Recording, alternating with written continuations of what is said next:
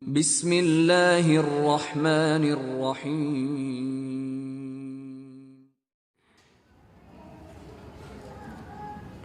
Ustadz, bolehkah belajar filsafat untuk mengetahui kesesatannya dan untuk membantah orang-orang filsafat? Perlu dipahami, ya, umat Islam tak perlu belajar filsafat. Antum ketahui dulu kebenaran, antum nampak tuh.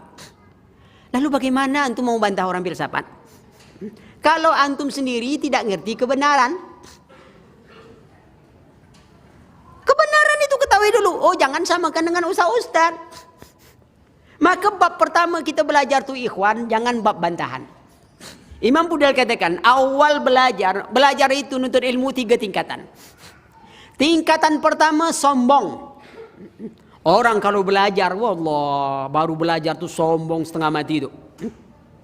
Kalau baru belajar tahsin, telinganya mau dengar apa salah orang aja tuh. Shin, sangkut apa tidak?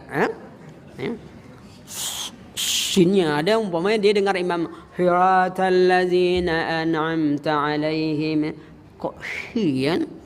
Imam ni salah, dia tak nengok imam tu giginya lah tak ada lagi, jadi tak sangkut.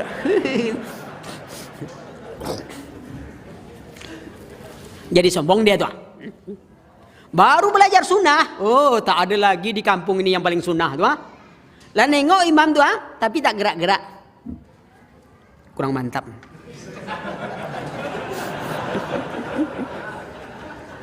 Padahal biasa saja kan, Syekh Utsaimin tak gerak kan? Itu. Tapi awal belajar itu sombong tuh. Kalau cari buku pun, wallah, cari buku bantahan. Ada buku bantahan enggak? Bantahan ini, bantahan itu, bantahan ini, semua cari buku bantahan, mau bantah orang. Sampai ada kejadian, Ustaz, bisa bantu enggak?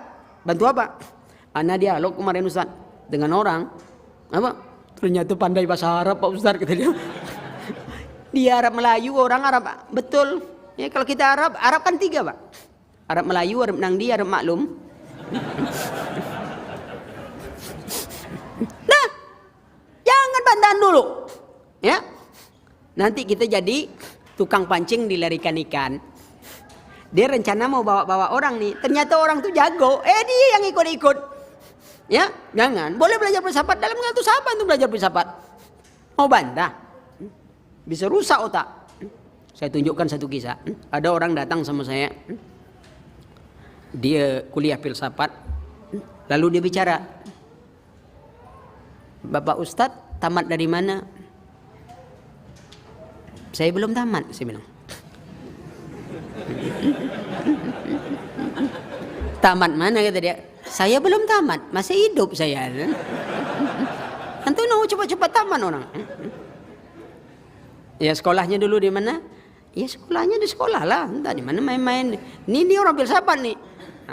Nah, antum tamat apa? Oh, saya sarjana, Ustaz, sarjana filsafat Islam. Jadi setelah saya filsafat, saya memahami bahwasanya kita ini dalam hidup ini seperti masuk ruang gelap. Kita tidak tahu bagaimana akhir kita nanti.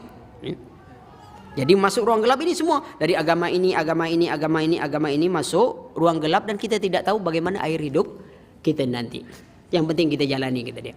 Ana bilang, berarti antum sekarang meragukan bahwa antum akan masuk surga. Bingung sendiri dia. Lalu antum mau masuk apa sekarang? Karena keraguan ditanamkan. Panjang dialog, kadar Allah, stres ikhwan. Stres. Yang malangnya ketika stres dia nyebut nama anak terus. Itu yang masalah tuh. Enggak. Apa guna dia belajar? Jangan. Tak ada manfaat.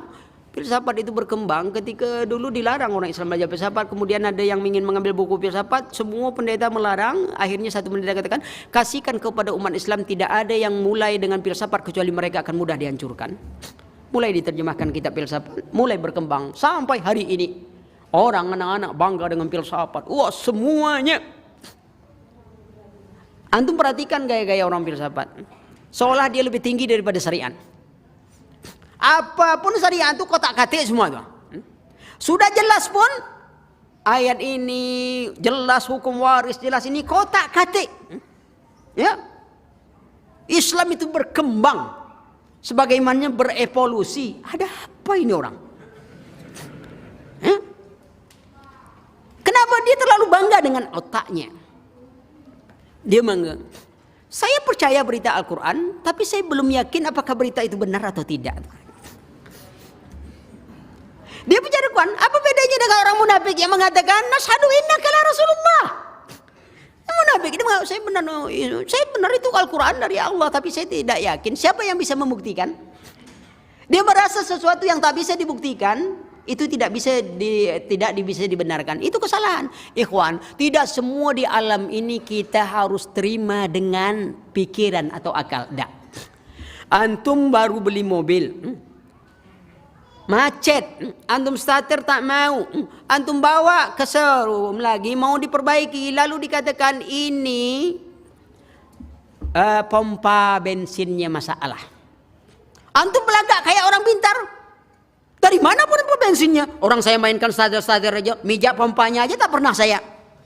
Kira-kira apa yang dikatakan oleh montir? Pak, kalau pandai baikkan sendirilah Pak, kata dia. Akhirnya kita nyerah. Tidak. Saya tak tahu, saya ngomong-ngomong saja tuh. Perbaikilah kamu.